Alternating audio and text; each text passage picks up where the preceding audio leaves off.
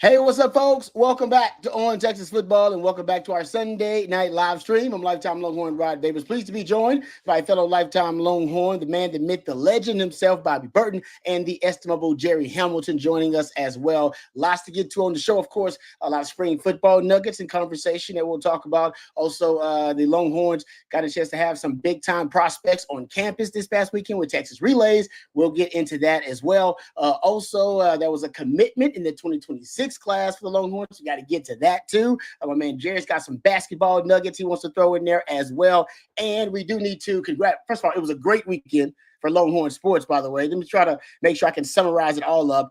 16th national championship for Texas men's swimming and diving. So congratulations, first and foremost. Light the tower, beautiful thing. That is fantastic. We'll give a little nugget about that later on. But of course, Texas women's basketball, also congratulations in order for them as well.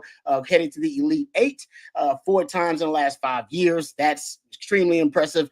Texas baseball won the doubleheader, swept Mizzou 8-1 now in SEC play. Also, Texas rowing. They actually swept all 4 races yesterday, and I believe they have 2 wins already today. I haven't been keeping up with the rowing, but I believe they're already got a couple of wins today. And then Texas track and field, they actually finished off Texas Relays with 3 event wins on the final day. So it's great. And I believe Texas softball got a win over Mississippi State. And I missed men's tennis and women's tennis also got wins. I hope Good job, Rod Del Conte. Rod Del Conte. That sounds right. Now, shout out to John Bianco, man. He's always getting out the good updates. I'm just trying to make sure I summarize it all. But big weekend for Texas sports guys. But obviously, congratulations for Texas men's swimming and diving. And obviously, all eyes will be on Texas women's basketball as well, heading to the Elite Eight. So, all right. Yeah, Bob Bowman pulled off something that's very, it's never been done before. First head coach to win back-to-back national championships at 2 different schools.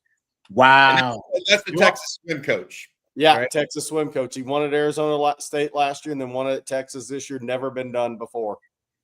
There you go. History books. That one can never be beaten. It can only be tied. Well, I guess you could win 3, but that's not going to happen. Hey, man, we all know that, Eddie Reese is a legend. So if you are going to come in and try to, obviously fill the shoes of a legend, that's a good way to start. That's a hell of a start. Right. But the people in the chat said you missed the A&M baseball highlights, which were pretty much this. Oh, you're right. You're right. I should have threw an Aggie joke in there. That's my bad. That should have been an Aggie joke in there. That was too easy. You beat him on the field. That's all that matters. That's my bad. I apologize. Speaking of you guys know how it works. You guys drive the show any direction you want to. Throw out your questions, comments. We'll try to address as many of them as we can. Super chats jump to the front of the line, and you can interrupt the show at any time. I want to throw this out there too, because John Bianco at this little nugget guy said that men's swimming and diving is the Longhorns' 67th all-time national championship. He said, with the exception of the COVID-shortened season in 2019-2020, he said the Longhorns have earned at least 1 NCAA team national championship in each of the last 10 years. So got that thing rolling. Yeah, it's rolling. Yeah, so congrats to all the sports are really doing well. All right, let's talk. Rod, I got to say this, and you've been on campus as well. Yeah. When the tower lights up with the number 1 in burnt orange, it's a pretty sight. Yeah, that's for those not unaware. Texas, that's a University of Texas tradition. When a team wins a national championship, they light the tower and bathe it in burnt orange, but they put the windows up to make the number 1 on it. It's really a cool thing to do. We always went to when that happened in school, Rod. We'd go out and get pictures of it. You know what I mean? Man. Oh, no doubt. And at least you got not a lot of opportunities with the way the Texas sports is working right now. All right. So thank you guys for the questions. I see them already piling up. So we'll get to those. Where do you guys want to start? Because we got a lot of different ways we can kind of take the show to start. You got recruiting because there was some big time prospects on campus. Jerry, you were working really hard there. We can get into the latest commitment for the 2026 class for the Longhorns as well. Or we can kind of get into some spring football nuggets. So anyway, you guys want to Jerry, why don't you start with Richie Wesley, the defensive end out of California? I think Matt's got some video pulled up of him because CJ and I, when we did our video today, we did not talk about him. And he's one of the guys that we should have talked about, but we got going. There's so many different kids coming in. Wesley, one of the top handful of prospects in the country, Jerry Hamlin, I'll give it away to you. He was in town this weekend. Yeah, and more of the top kids are going to restart reclassifying so they can hit the NIL meter earlier. Richard Wesley is one of those guys. He's at Sierra Canyon in Chatsworth, California, one of the top edge prospects in the country. Recently reclassed from 27 to 26. Mm-hmm. There you see there he's doesn't have any BGO at all. Got to work on that, right, Rod? But look, this is Oregon and USC. Have been the two schools that have been mentioned most, but I definitely believe Texas is now the third team that's going to be prominently mentioned. He made the visit with his father and his trainer. I expect him to come back for a June official visit. I don't think that date's been set yet, but I think it will be soon. But a kid who has a big frame. Now, he's going to be a big kid. He's already 6. Again, this is a kid that's supposed to be a 27. He's 6'5", 245, 250 right now. Yeah. So he's going to be a bigger frame kid like Lance Jackson long term.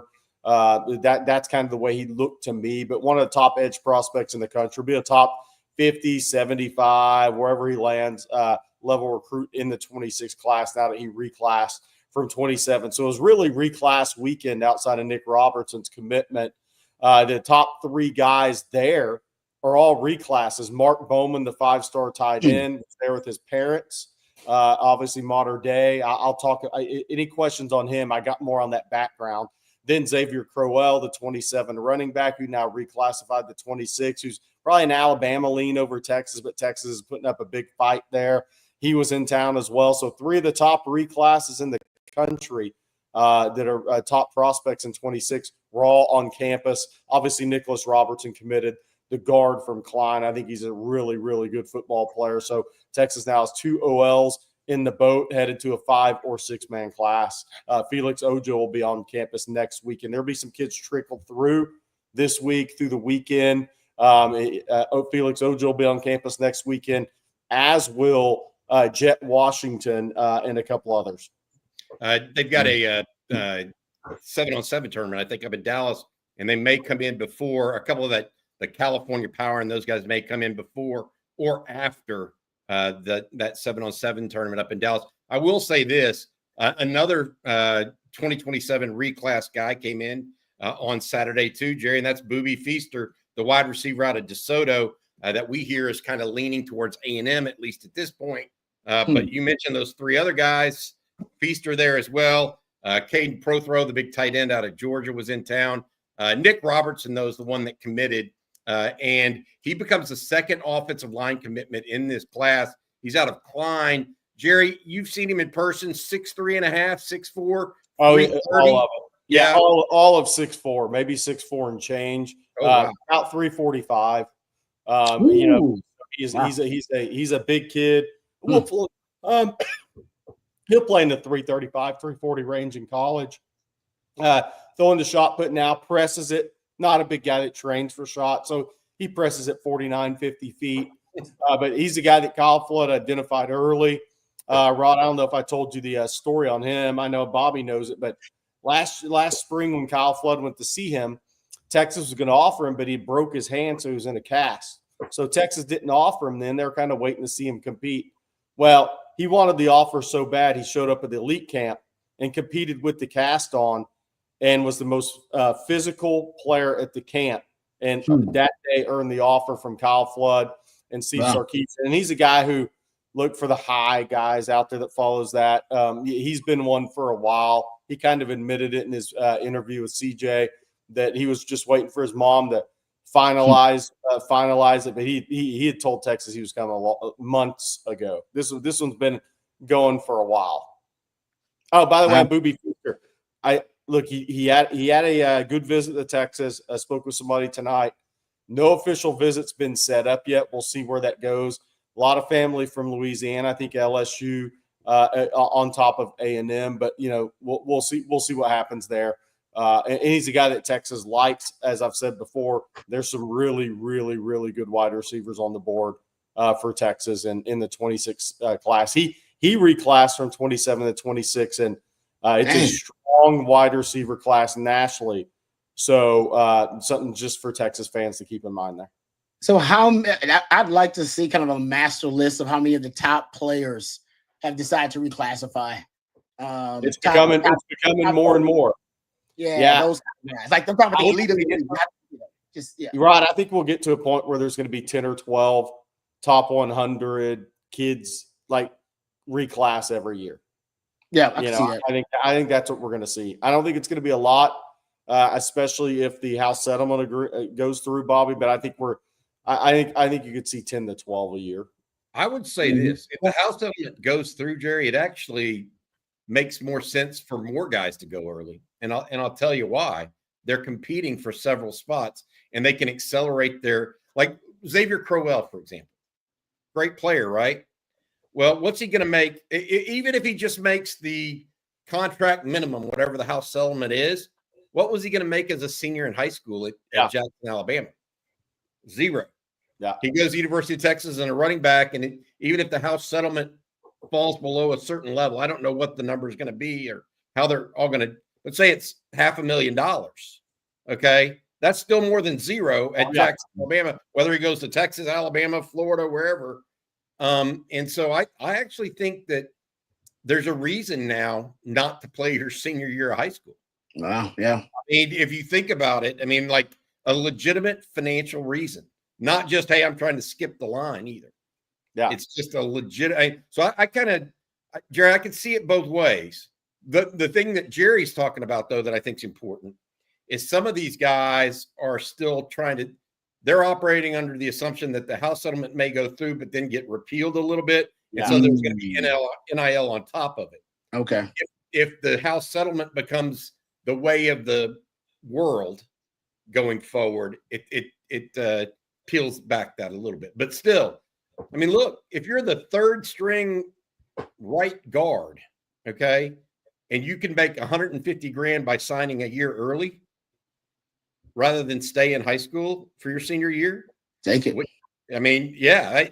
You know, so I think that may change it up. I will say this. You mentioned Nicholas Robertson, Jerry, being tough and physical. We got some more feedback on Saturday's practice from folks, and I want to mention a little bit of this before we start getting into questions, Rod and Jerry. I was told that even though they weren't even in full pads on Saturday, I was told that they got after it a little bit on Saturday. And when I say got after it, I mean, there's a little pushing and shoving at times. And it wasn't your normal thing, offensive and defensive line in particular. So we'll see what happens. DJ Campbell may have been stirring it up a little bit. Cole Hudson, those guys. The inside or the defensive tackles at Texas may or may not be used to this style of practice. Well, I got to say this. I got to say they're all newcomers. They're all newcomers. It's true. All those newcomers. Well, practice went up a couple of notches if DJ Campbell and Neto are your opposite guards. Yeah. They're not nice. They're not nice people. Yeah. Now, maybe off the field. Off the field, they are. Yeah. Yeah. Let's just hope they don't have bets and bounties going. Yeah. Now DJ Campbell can be a likes to fight guy if he needs to be. Yes. And I wonder, if they're, like I said, that interior, maybe because like you said, Jerry, the interior O-line, the style of football they're playing, and maybe the concepts they're running, maybe they're just running some physical, some downhill stuff. And man, that means you got to get after somebody. That usually means you got to get in a fight with somebody. That's Casey Studdard used to always say he liked football because it meant he can get into a fight for 60 minutes with somebody. That's right. He's a likes to fight guy, and I think DJ Campbell's one of them dudes. All right, let's get to. I gotta get this is for those guys that like to hear this kind of stuff, and this is the direct text I got from someone. Arch was exceptional, accurate, and then ball came out quick and on target. Livingston was good. Wingo was good. Young guys look good, fast, and created space at wide receiver. I got more, but I'll give you a little taste of it there. The Parker Livingstone, it seems like just early. I mean, obviously it's very early, first week of spring practice, but a lot of buzz. It was buzz before spring practice about Parker Livingstone. It seems now it looks like he is firmly on the path to be in the circle of trust. I will be surprised if he's not at least wide receiver 4. That's what I was going to say. I think he'll be in the rotation. Yeah. At least wide receiver, because you definitely have Wingo and Moore going to be in the top 3. Mm-hmm. And then I think you may see a guy come in the portal. But I think Livingstone, unless one of these freshmen have a great summer, and it's possible. Yeah, it is. Yeah, I'm not trying to push anything on anybody. I think Livingstone has come to play. I mean, I think he's some people reach out and say, that you're not passing me up. Mm-hmm. I feel like he's kind of got that mentality right now and has the skill to keep it that way. Good to hear that Arch is looking the part, though. Good to hear. That's Longhorn fans. That's all they want to hear is say he looks the part. If he looks the part, Longhorn fans are going to be confident about how good this team can be. All right, let's get a couple of questions in. A lot of these are some basketball questions thrown in there. How about this from Samir? He says, Jerry, why does Buzz want to leave Texas A&M? Well, I've heard he hadn't talked to Trev Alberts in months. But look, he has a lot of guys graduating off that team. I've been hearing for months that he was going to try to get out. He tried to get Texas, but that just wasn't going to happen. But if he can get Maryland, he is running. He will run in his 3-piece suit and worry about his sweat later. CBS, yeah, and that would get interesting if he gets another job and leaves Texas A&M, because there's really not a lot of other jobs out there who A&M would go after. But that'll be interesting to see. Man, by the way, we have our first. I'm going to say this about Trev Alberts. Okay, if you want to keep your coaches happy, like Jim Schlossnagle, don't fire their assistants or support personnel without telling them first. How about that? Yeah. That's what happened to Jim Schlossnagle. So yeah, it is. We have our first portal visitor tomorrow. I think Matthew has a graphic of that. So Dalen Swain, the starting forward from Xavier, who's in the portal. Dalen Swain will be visiting Texas Monday and Tuesday. 6'8" forward that was recruited to Xavier out of high school, out of the Columbus area by Sean Miller. But he already visited Ohio State. He will be in Austin tomorrow and Tuesday. Second portal visitor will be in Tuesday and Wednesday. That's Ryan Conwell, also from Xavier. So those are two of your top, 15 or 20 guys in the portal for those that follow those rankings. I think they're both really good players. And so we'll see. I mean, Sean Miller's trying to get those guys to Austin. There's a lot that goes on with this. Obviously, Dalen Swain is from Columbus, Ohio. Can Ohio State beat Sean Miller out the second time? They couldn't beat him out the first time, but they had turmoil during that time. Then Ryan Conwell's from Indianapolis. I hear that one's Texas or Indiana. So we'll see what happens. But those will be your first two portal visitors. I posted some notes earlier today on OTF on Hoops and some other guys in the portal. They're contacting a lot of guys. Look, and all these schools are. I mean, they're probably contacting 40, 50 guys. That's because they've never talked to these guys before unless they've recruited them lightly and out of high school, a lot of these kids. So they're going to have that first phone call, Zoom call, whatever vetting process. And then a lot of those guys, Texas won't end up moving on them. Some of them they'll try to push for. Some of them they won't get. Some of them they will get. But that's kind of where it's at. And I can tell you this, that if you're wondering how hard that new staff is working, which isn't completed yet, I was told they were on the phone up until midnight 30 last night with agents and portal prospects. It is this, because here's the reality around basketball portal recruiting. This week, you have a fight to get some kids on campus. Then you hit a dead period around the Final Four. Then it goes dead. So no on in-person visitors until later next week. So that's what's ahead in basketball. But the first two portal visitors are this week. I'm not saying it'll be the only two, but those two are scheduled as of earlier today. That's Dalen Swain, who will be there Monday, Tuesday, and Ryan Conwell Tuesday, Wednesday. Both of them are studs. Brian Berg asks, is Kendall Weaver staying? I think Kendall Weaver wants to stay. I think there's some of those guys that will that will stay, but it's all got to be worked through. You know, there's NIL on the agent side with all that. I mean, Kendall Weaver, Tremont Mark. Could Tremont Mark test the pro waters, go through the NBA combine, then make a decision? Potentially. We'll see. Then there's Jordan Pope. We'll see on that.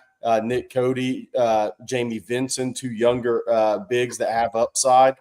So I think multiple guys will return, but it is part of a process because those guys, they have agents too, Bobby, and everything's got to be worked through on all of them. And you got to make all the puzzle pieces fit correctly. Yeah. It's funny, just to give y'all a sense of college basketball in the year 2025. Rod Babers, Jerry just mentioned Ryan Conwell, the big player out of Xavier that Texas is bringing in for a visit during the portal window here. And he said he was down to look like not down to, but the chief suitors look like Indiana and Texas at this point. Y'all know how many players are currently on the Indiana University basketball roster? How many players are on their basketball roster currently? Indiana is a big-time college basketball program, et cetera. How many do y'all think are on the team? Yeah, it's zero because everybody's in the portal. It's all negotiation. They have nobody on their team. Nobody. That is it's a freaking sign of the times. What's crazy is our thread's hilarious because the thread on Texas football, and this is hilarious because some of the fans are getting kind of they're getting a little skittish, but I'm like, I haven't said it yet, but when Chris Beard got to Austin, they had Brock Cunningham, and that was it. And they had to build their team from there.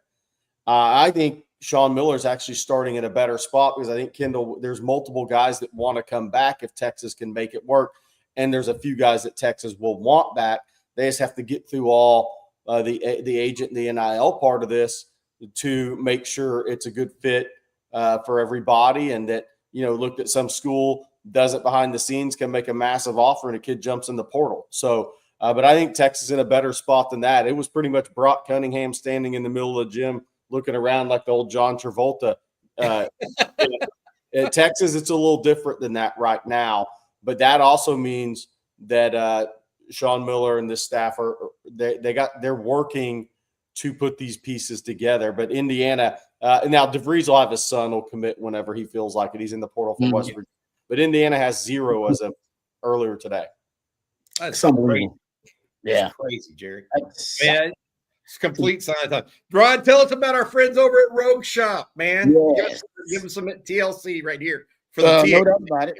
Let's just, you get a lot of TLC and a lot of other things that can help you from rogueshop.com. We appreciate them and their sponsorship of our Sunday night live stream and being part of the On Texas football family. Rogue Shop is bringing real plant medicine back to its roots. Rogue Shop, they ship nationwide, folks, no matter where you are in this great country of ours. Our friends over at Rogue Shop can get their fabulous products to you. Make sure you use that promo code. You see it right there on your screen, On Texas, and you'll get a very special discount from our very special friends over at Rogue Shop. They have it all from oils and creams and flour and gummies, no matter what you may be dealing with. I know it could be aches and pains for a variety of different reasons. Maybe you're just losing the battle with Father Time, maybe from your playing days, maybe just some stress, maybe it's anxiety that you're dealing with, maybe it's sleep deprivation. You can't get to sleep at night. Our friends over at Rogue Shop have a variety of different items that can help treat a number of different ailments you could be dealing with. As a matter of fact, one of our friends, as a member of the On Texas football family, told us that they actually swear by the products at Rogue Shop. They were having some trouble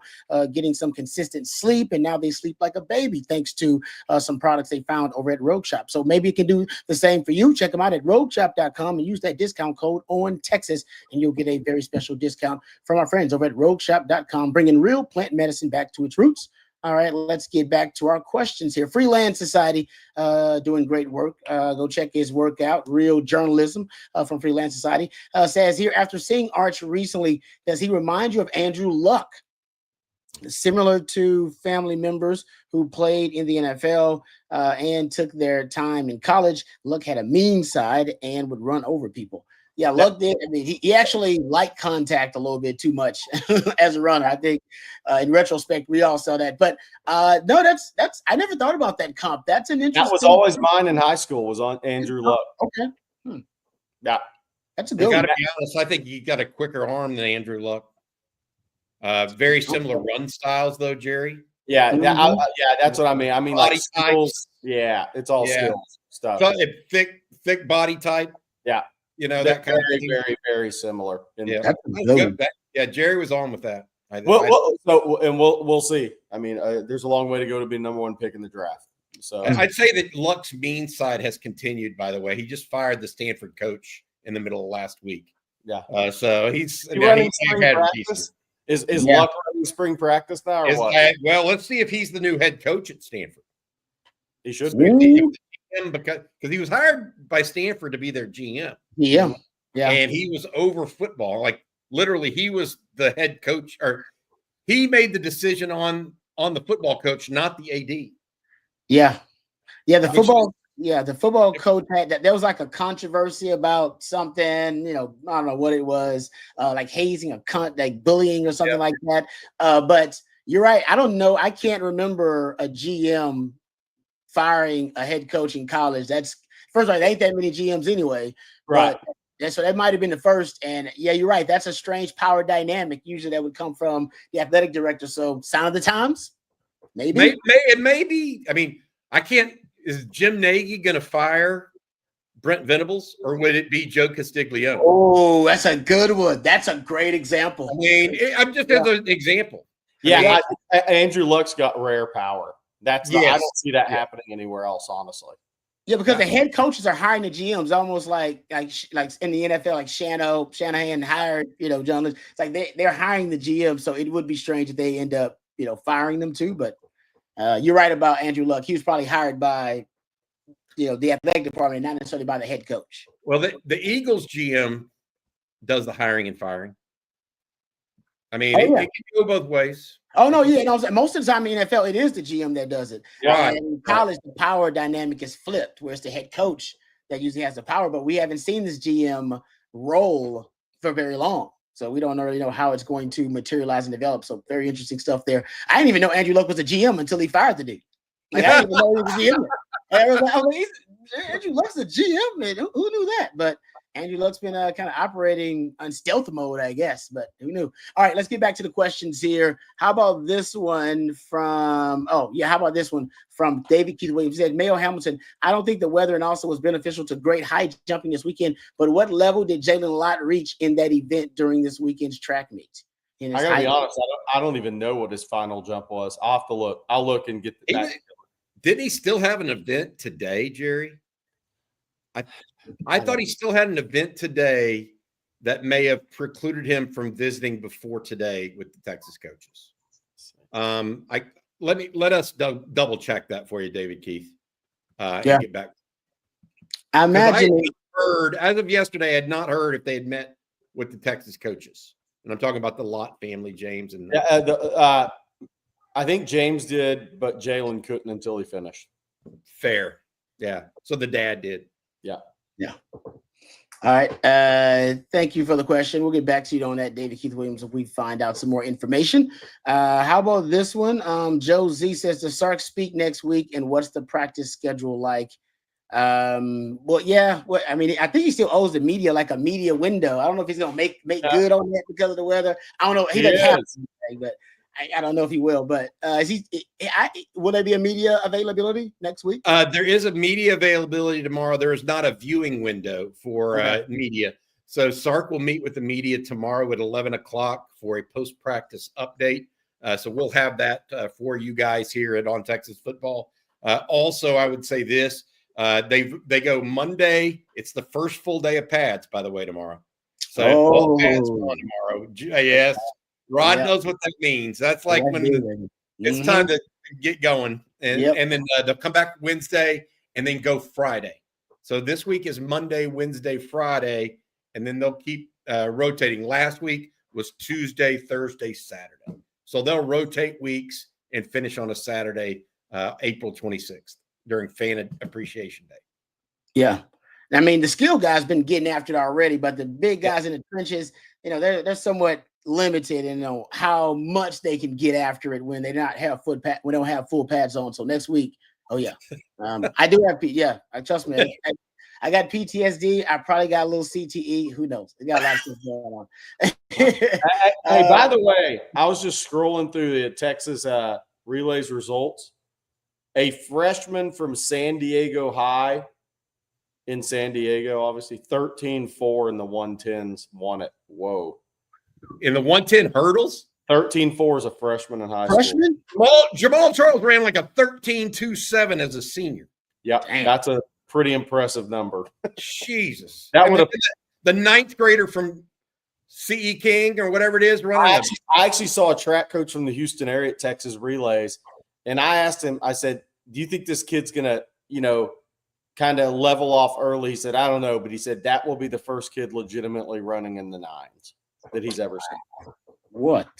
In high school. And that's the ninth grader at CE King? Yeah. That's freaky, dude. I mean, he's likely a future Olympian. Yep. Exactly. I mean, at probably, I don't know, is it the most competitive race in the world? It's the most watched for sure. Yeah, wow, crazy. Good luck to him. What is his name, Jerry? You remember his name? Gosh, we need to remember that because we talked about this. And you remember things like that. Guys that are the first time you hear about them. I don't think it's Deion Sims. It's the other kid over there. Deion Sims, I think, is a sophomore running back. Yes, he's good. Yeah, he's good. Running back. We'll find it out. All right. We'll figure it out. How about this super chat? This is a question that I've seen a lot of folks have in the chat, so we might need to spend some time on this, guys. Thoughts on Moore playing linebacker instead of defensive end? Is it because others are more impressive at defensive end? Also, thank you, Ben, for super chat. Also, once we have that conversation, somebody talk about Turntine, the offensive lineman. Is he a must-have recruit? I know Jerry's talked about him a lot. Let's talk about the question about Trey Moore playing linebacker. Is this?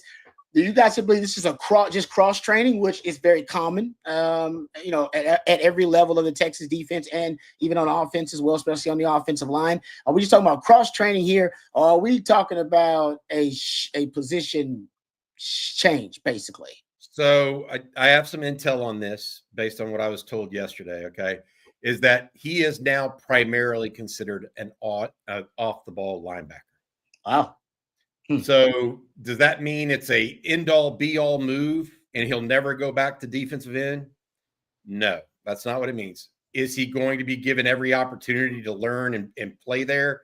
Yes, and that is part of what he's doing as he preps for the NFL, because that's more of what he looks at. So I actually talked to somebody close to that and got that. So it's not, and has nothing to do with others being more impressive at defensive end. Obviously, he was a starter. It does pave the way for a Colin Simmons to be a full-time starter, though. He was already getting starter reps. Ethan Burt, Colton Vosick. I tell you, the one guy, and Jerry and I have talked about him, and CJ as well, Zena Umeozulu. He's doing really well. Yes, is looking really, really good early. And that was the guy that was the freshman that Texas side signed alongside Colin Simmons last year.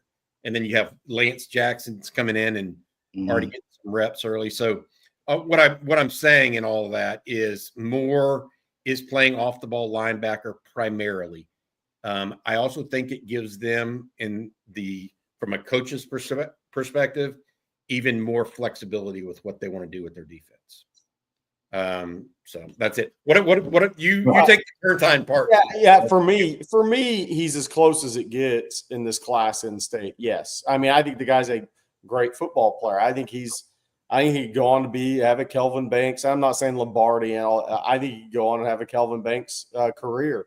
I think he's that good of a football player. I think he's tremendous. Does that mean? Do I think Texas is going to get him? I don't know. We'll have to see on that. It's going to depend on how these dominoes fall on the offensive line. I can tell you this, though. I've had some fun with the rankings people around our industry because they're trying to ding the kid for his height and his weight. He's got an 81-inch wingspan and 10.5-inch hands. And the funny thing is, I've asked 2 college coaches now, and they're like, but kid's body's going to blow up in college. We're not at all worried about what he weighs right now at all. He's a great player.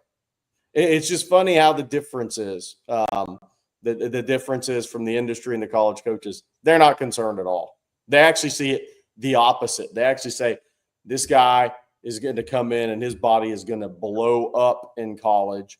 He's already an 80-inch wingspan guy, so it doesn't matter how tall he is. He plays past that. He's got really good length. He's a hell of an athlete playing offensive tackle. I mean, yes, he's close to that for me. How it's all going to play out, I don't know right now. A lot of big-time offensive linemen are visiting Texas, and there's going to be a dominoes how they fall and how that kind of swings momentum on some of these kids after these June visits into July. It'll be interesting to see. All right.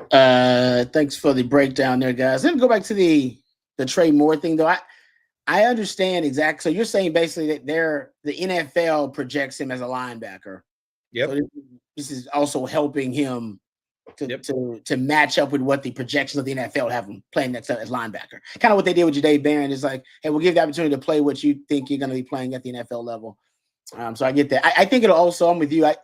I hope that it is something that it naturally, organically kind of helps them facilitate some of these more exotic looks that they've done, where you can move guys around. You can come out in a 3-3-5 and then end up in a 4-2-5, where the way you shift guys around and move them situationally. Because I mean that's I think is a valuable chess piece to lose if you're going to end up losing him in the rotation at linebacker. Linebacker, you're pretty deep, I think. Oh right? yeah. Well, deep at an elite. I think they're deep at how many? What is deep for y'all? Like they've got 4 guys now. Now they do, yeah. Yeah, that with LaFau, Hill, Anthony Smith, and Spence. Yeah. More would make 5. Mm-hmm. You play 2, maybe 3. Yeah. So you rotate in. You got 1 set of rotation. Doesn't include any of the freshmen either. Yeah, like Barnes. I think they have. I think this is the most talented and best linebacker has been a long, long time at Texas. Look, Anthony Hill is a junior. That's a start. Brad Spence is a start. Yeah. You know, he played really well at Arkansas last year. So, and Leonga LaFau, I still think is one of the more underrated players on the team. So, yeah. And so it's a first world problem. But I'm saying I don't want to lose what Trey Moore was trending toward at the end of the season. So hopefully they can, like I said, based on certain packages, maybe boutique looks, they can get him in there to kind of weaponize him in certain situations. All right. thank you, Rod. I'm sorry, but you're right. I mean, the last 6 games or last 10 games, I guess, first 6 of the games of the season, he had like 0 sacks. Yeah. Or something like that. And everybody's like, what the hell's going on? Why isn't this guy? And then the last half into the playoffs, it clicked. Yeah, he got after it. Yeah. And to your point, like, why are you trying to change that up? I do think it has something to do with versatility of the defense. Yeah, they got to have a plan. They have a plan for this. I don't think it's just all right. Well, he can't see the deep here and he can't see the field here. Let's move.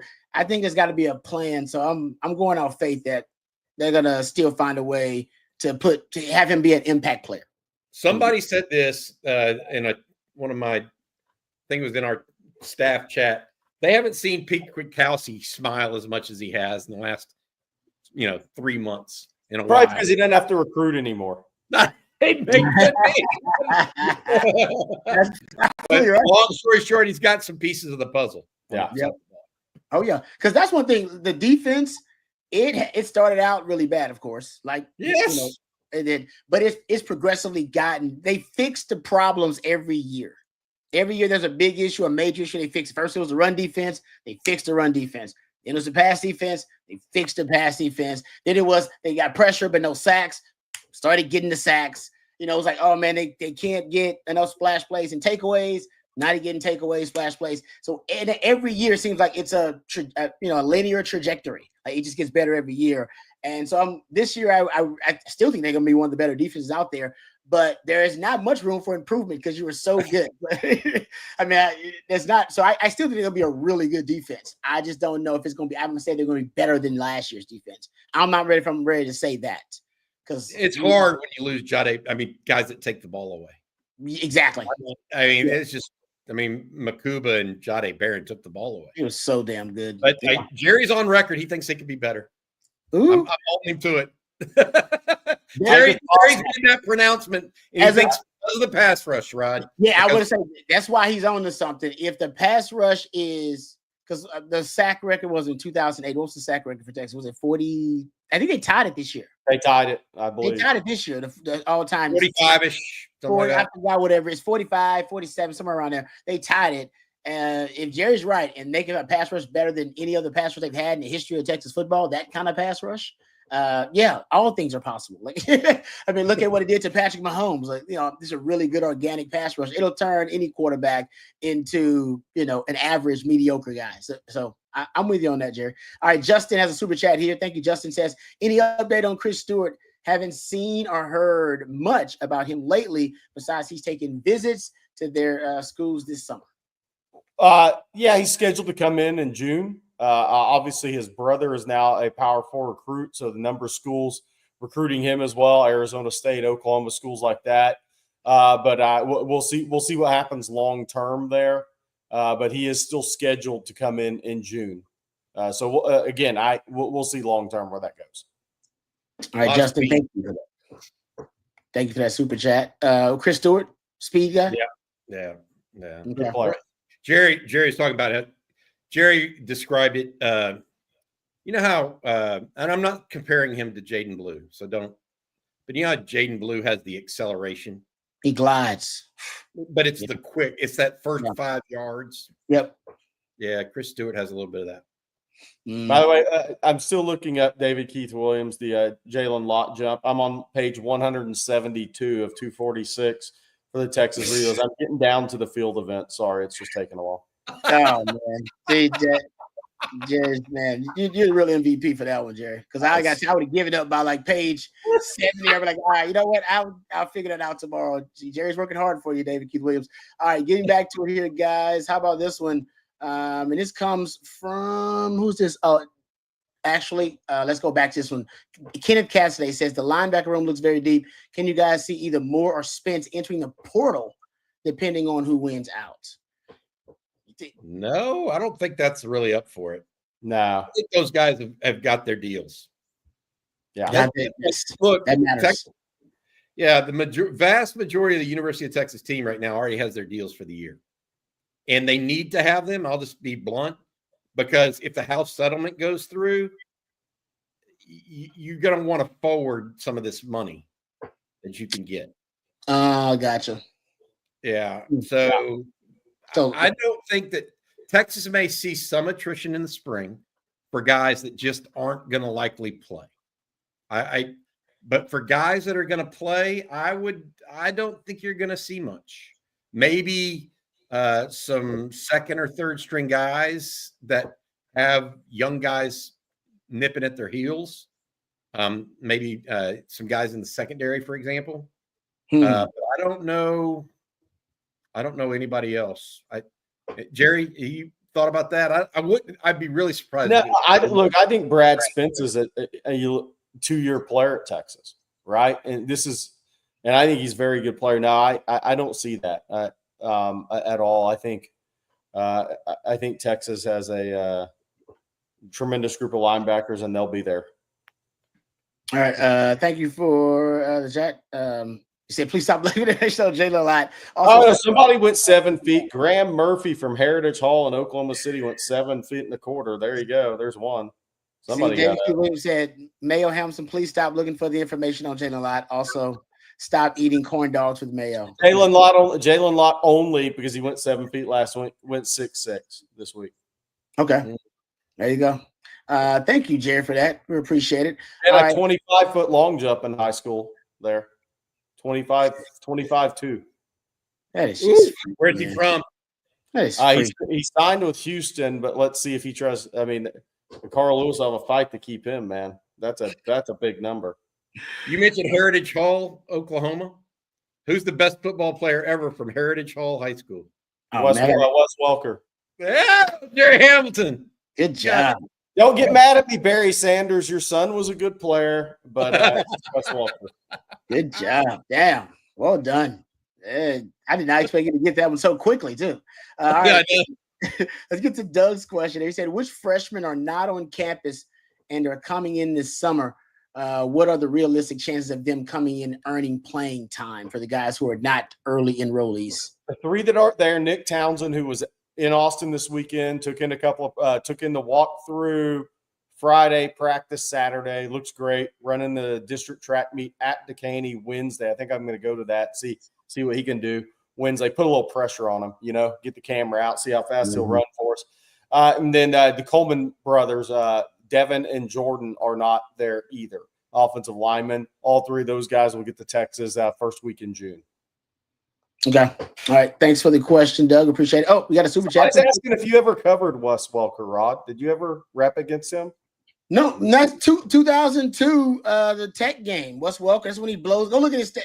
You know what? Don't pull up his stat line, actually. I didn't. Truth it out. I didn't. This is the thing about it. That game, we had like 4 starters go down in that game against Tech. We lost a ton of guys. Like, I want to say Kalen Thornton went down. I want to say Nathan Vasher went down at one point in that game. I want to say we lost, Derek Johnson might have went down. I mean, we lost a lot of guys. For some reason, down there in Lubbock, freaky things happened at night. We got beat. And my big regret is that they kept Welker away from me once we lost Nate. And they just kept lining him up in the slot and kind of putting him away from me. I should have had the testicular fortitude to tell Coach Akina that I wanted because he was eating us up. Like he was eating up some of the youngsters. We were a young secondary in a lot of ways. Thanks, Matthew. Yeah, you saw the stat line. It ain't pretty. No, bring that back up. I was looking at it. Was that 14 for 169? Wow. Yeah. He went off. And he had a punt return. I want to see he had a long punt return too. No, it might have been the best game Wes Welker ever played. I'm not joking. And it was shame. The shame is on me because I think as a leader of the secondary, I should have told Coach Aquino, let me get him. You helped down Francis. You helped down Carlos Francis. He was fast. I know, but they kept putting him in the slot. They kept putting him in the slot, and I was on the outside then. And I should have told Coach, I can play the nickel. I knew the nickel. I should have told Coach, let me get him. Because he still, I ain't saying he wouldn't have made some plays, but I don't know if he would have got 14 for 160 on us. And the game was so close. Matthew, can you remember you pulled up the score of that game? 42-38. Boom. Like our offense was scoring. All we had to do was make a couple of stops. We just couldn't stop them enough, and we couldn't stop them because Cliff and Wes, they had some synchronicity, brother. They were on that night. They were on. Yeah. I mean, it was Sims was on too, man. Sims was killing them that game. So they couldn't stop us, and we couldn't stop them. It was one of the old-fashioned shootouts in West Texas. And we lost too many guys on defense. Couldn't come out on the winning end. Hey, Rod, I'm going to answer a question. Victor Santiago asks, is Wardell Mack really up to 213 pounds? Misprint on the roster, no chance. He was 175 coming out of high school. He's probably 185, 190 now. That's just if you look at the roster, the next guy below him is 212, who is the actual real guy that's 212. That's Colin Page. All right. Thanks for that. No offense to Texas, but that roster was all messed up. I've never seen a roster with so many things wrong on it. Mistakes? Weights-wise, it was just way off. Yeah, Trey Weiser was listed at 194 pounds. I mean, he was 202 in the against Arizona State last year. I want to say this. Complain to Bianca. Trey Weiser, and I was trying to, Jerry, I know this is going to sidebar us from one of the questions probably, but I was talking to somebody about Trey Weiser and thinking about this, and it brought back memories because we were with Baron Sorrell's dad at Pro Day, Jerry. You and I talked to him. I met him too. It was great. Were you there too, Rod? Yeah. Sorrell, yeah. And we while we were talking to him, we said, look, the thing about your son was that every time we saw him, like every interval, like every 3 months, you see somebody new, they look different. Yeah. Just a little. And Baron Sorrell, from the first time he showed up on campus until the very last, time you see him, he looked different every 3 months. Yep. Trey Weiser reminded me of that on Tuesday. Yeah. Because when he came in the first year at Texas, he was a rail. He looked like Ricky Stewart. Yeah, I mean, he was a rail. He got a little bit thicker, a little bit more bulk on his frame last year, just enough. This year he's got a little bit more. And it's only been 3 months, 2 months since we've seen him last. Yeah. So I think that Trey Wisner may be one of those guys, Jerry and Rod, that we see just every time you see him. He kind of reshapes his body because he's working hard, clearly. Yeah. He revealed, by the way, that he had a groin injury during the end of the last couple of games of the season, by the way. Man. I mean, that's in the end. You got the whole backfield that had injuries. I mean, that's what it ends up. Jaden Blue had a lot more injuries than we thought. Trey Wisner and Quinn. I mean, that's football in a nutshell.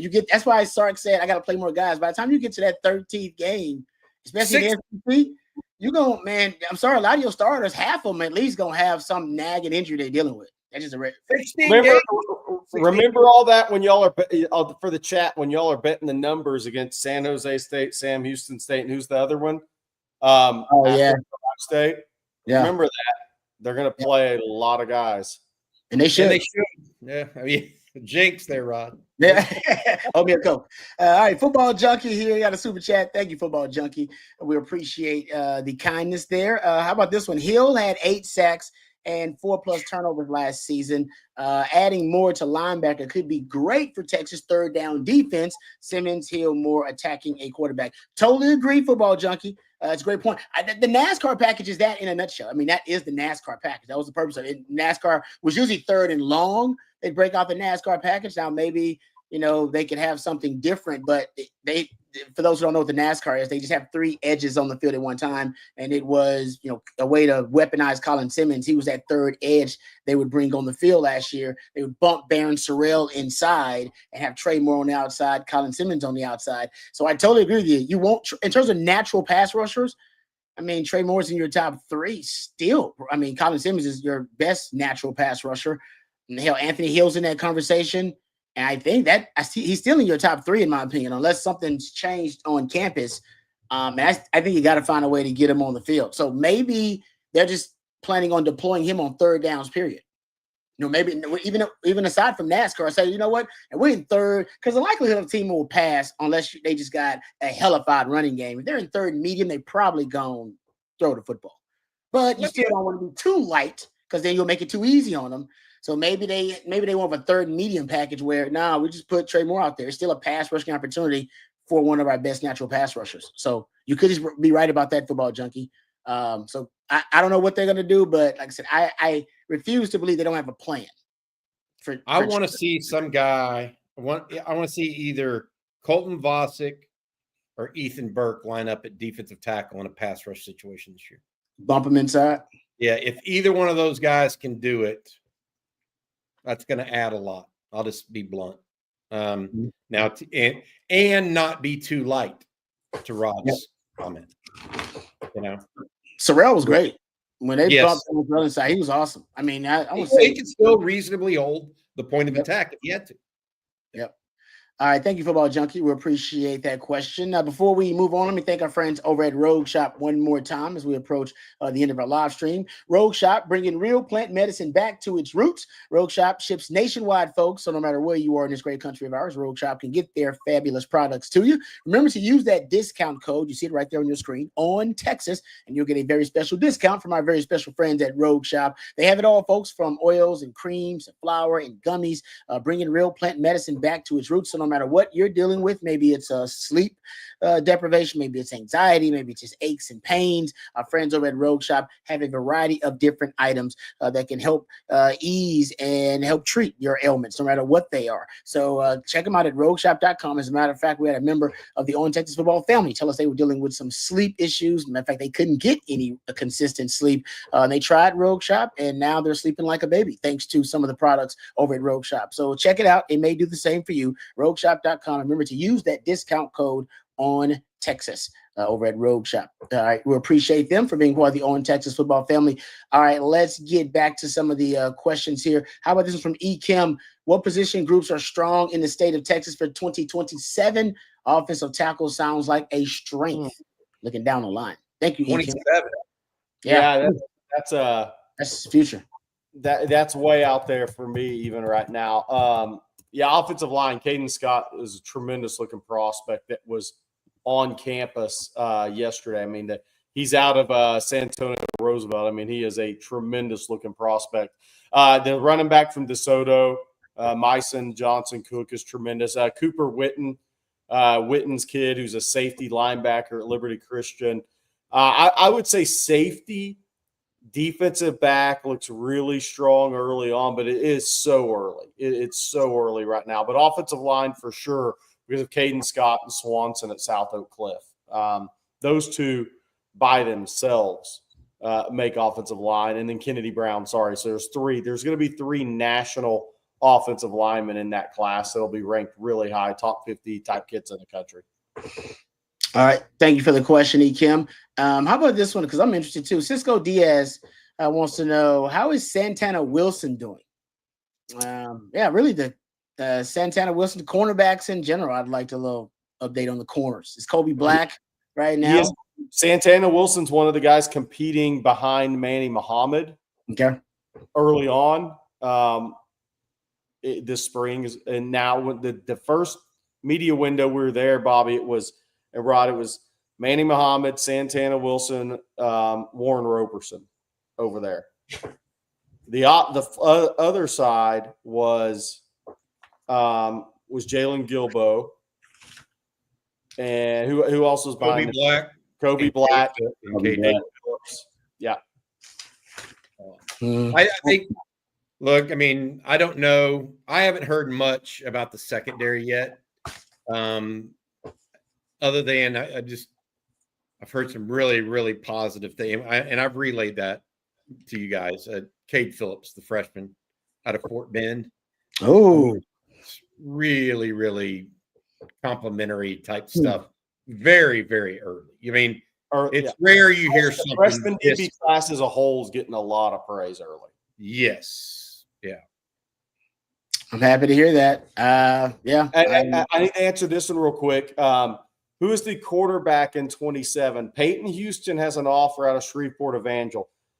Gunnar Rivers, Phillip Rivers' kid down in Fairhope, Alabama. If everybody sees it could be a fit, he'll be at the top of the board for Texas. But is that actually going to be a fit with KJ Lacey and Diabell? I don't know. There may be situations that are better for Gunnar out there, but if it's deemed a fit, he's going to be at the top. I'm glad to hear about the Cade Phillips thing. Not saying he's going to start this year or anything like that, but if he's on an accelerated pace, he is a guy that I think can really, late in the season provide you with some quality depth at that corner position and another contingency plan. Hopefully, Kobe Black just takes the job and it just takes ownership of his. But if not, Jalen Gilbo or Jalen Gilbo, like I said, I assume Jalen Gilbo's got a starting job in that secondary right now somewhere. Right. Where depends on, good point, Bobby, depends on where they think they need him the most. Hopefully, I'd like to see him ideally. I think I still like to see him at nickel, ideally, right now. But Jelani McDonald is also a guy that can be a starting nickel for you. So maybe you don't need him at nickel because you got to start nickel. So it depends on how to get your best 5 on the field. Right. That's what they're dealing with this spring. Yeah. I think I will say this, talk about freshman DBs for those that keep track. I think Jonah Williams had a stolen base yesterday. Playing for the Longhorn baseball team. Young man out of Galveston Ball signed with the Longhorn football team. Hey, one thing we haven't mentioned yet we need to mention is we talked about a little bit is Texas TCU in the Elite Eight tomorrow at 6 p.m. Huge.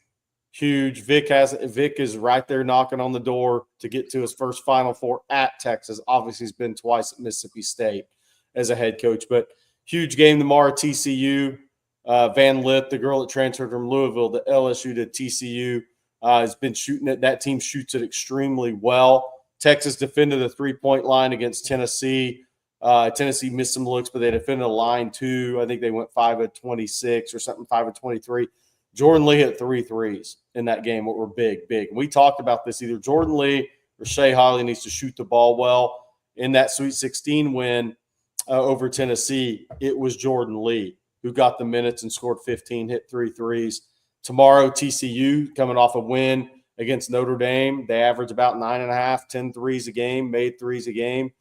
So it's a huge opportunity for the Texas women. Vic trying to get this first Final Four at Texas. South Carolina survived Duke today. UCLA won by 7. So South Carolina and UCLA are in the Final Four. UConn will beat Southern Cal tomorrow because Juju Watkins blew out her knee. This is when that will catch up with them.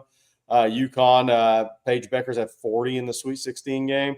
They should win. So, and if Texas does advance to the Final Four, they will play South Carolina. Yeah. All right. Thank you there for the fourth time this year. Wow. Talk about a rivalry developing right there. How about this one? 817, Mr. Talk Too Much says, what position should we expect some portal attrition from before we kick off at Ohio State? Not the players, but the number of guys and what positions, in y'all's opinion. Thank you, 817, Mr. Talk Too Much. If you had to guess top position where you're going to see some attrition when the spring portal opens? I don't think that Texas. I think we're going to see a little bit maybe at offensive line for the first time. With guys that have been around a while that just haven't made it into the 2 deep potentially. And then I think the secondary is a little ripe for it. Yeah, I agree. Those are the 2 spots that I worry about the most. There may be a receiver that peels off. There may be you just don't know. But I would say offensive line, and when I talk about those, I'm talking about older depth that hasn't come to the top yet. And then DBs, you just see how this shakes out. That's my opinion. All right. Thank you, 817, Mr. Talk Too Much. We appreciate that. Got another one here. Daniel says, Rod, what's your take on the T-step talk? Is this the beef between Asante Samuel and Deion Sanders? I'm assuming that you're talking about here, Daniel. For those who don't know, I won't even get into it. Apparently, they were debating about the T-step as a technique via social media. I don't know. Then they got into who's better, Asante Samuel or Deion Sanders. I didn't even know that was a conversation because it's not exactly. It's not. Yeah, Deion's on a whole nother. But I love me Asante Samuel, but Deion's on a whole nother planet. I mean, that dude's. There's elite, and then there is GOAT conversation.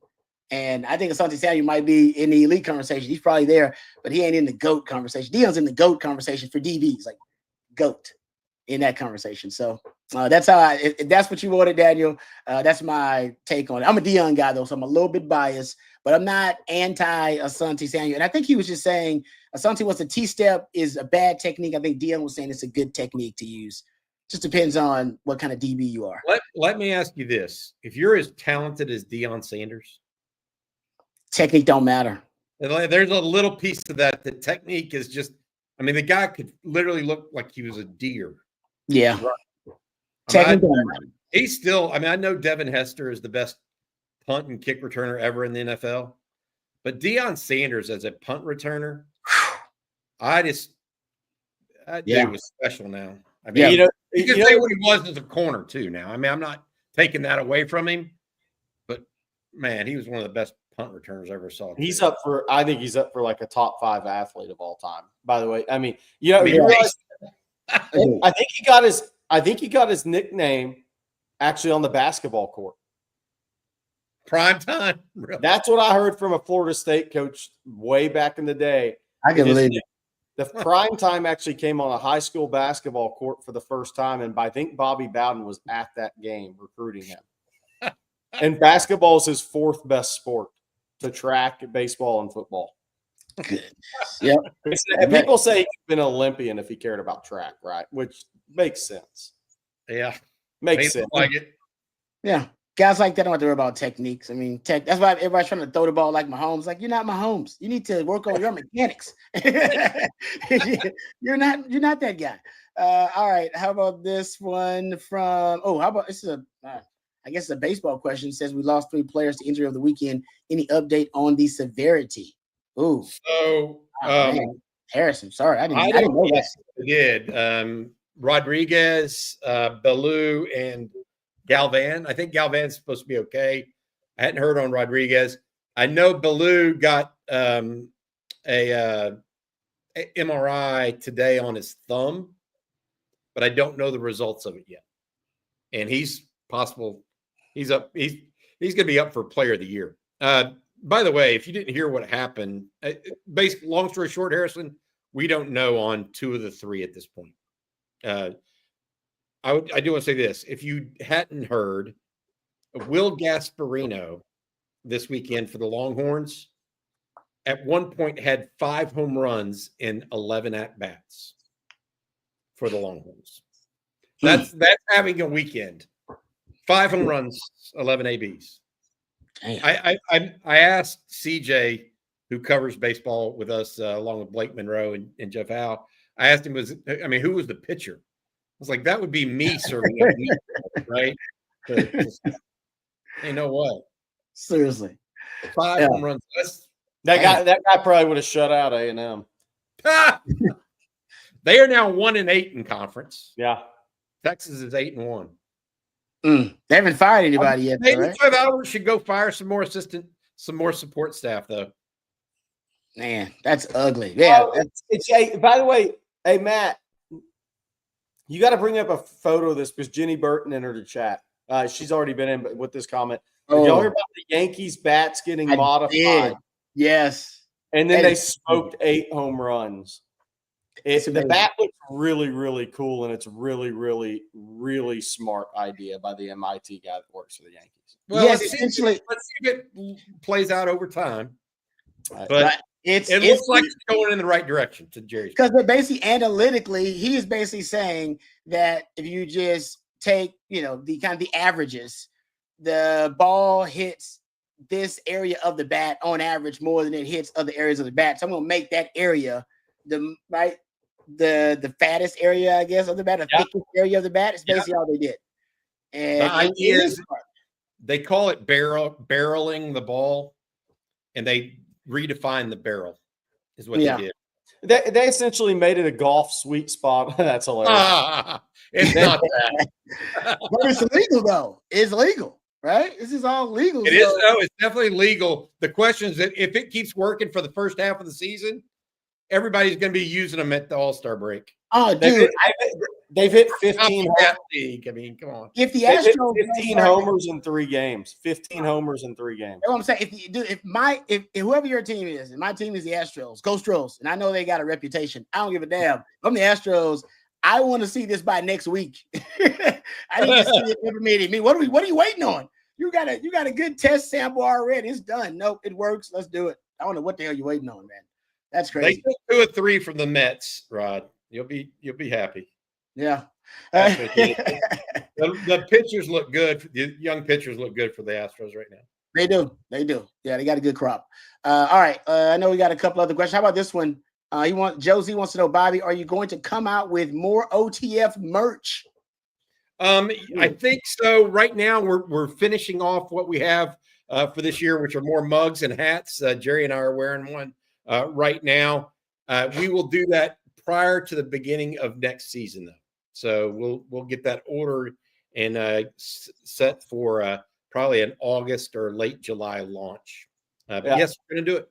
Hey, Joe, I've got you a special On Texas Football shirt in green for your Ducks. Oh, for your Oregon Ducks. Ducks. He's an Oregon fan. So you can wear it you can wear it while you watch Oregon on Saturday, but it's still on Texas football. I don't know why this conversation is happening, but we will entertain it. Britt wants to know who is the best on OTF tennis player, asking for a friend. Jenny, wifey, says Bobby is really good at tennis. He gets my vote unless Rob plays. I'm not good. I'm terrible. Hand-eye coordination, not great. And I've actually went to play with some college players actually a few years ago as part of a bit basically for like a sports radio program. Yep. I got smoked, guys. I got smoked. So no, I'm not good at tennis. I'm terrible. I'd be probably one of the worst of the group. Maybe not the worst, but one of the worst. Oh, Josie, how dare you, Jerry? All right. Thank you guys for the questions. We appreciate it. Let me thank our sponsor once again, Rogue Shop. We appreciate them as well. Thank you to Matthew behind the scenes. Matthew's always doing a great job for us. He's the real MVP. If we missed any of your questions or comments, pickleball live stream, Daniel wants pickle. Hey, you know what? Pickleball actually may be better at it. Pickleball is spreading, and a lot of Texas football players love pickleball. Yeah. I'm talking about like Mike. I'm talking about the old retired guys, not guys who are currently playing. I'm talking about like Mike Griff is playing pickleball. Fozzie Whitaker's playing pickleball. It's just randomly surprising all these guys are really into pickleball. Who knew? Didn't know. But anyway, time for a live stream. Time for a live stream. We could. Hey, it could happen. Pickleball. I'm more into that. I think I can do that because I think old people play pickleball.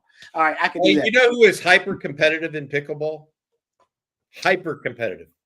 Oh, I should like national hyper competitive. Who is it? Drew Brees. Oh, okay. Austin. Yep. Yeah. No, Austin is a big pickleball community. I went to a national pickleball event in Austin a couple of years ago. Pickleball is Aggie tennis. Nice way to end it on an Aggie joke, Bernard. We appreciate that. All right. Well, thank you to Matthew behind the scenes. If we missed any of your questions or comments, apologize about that.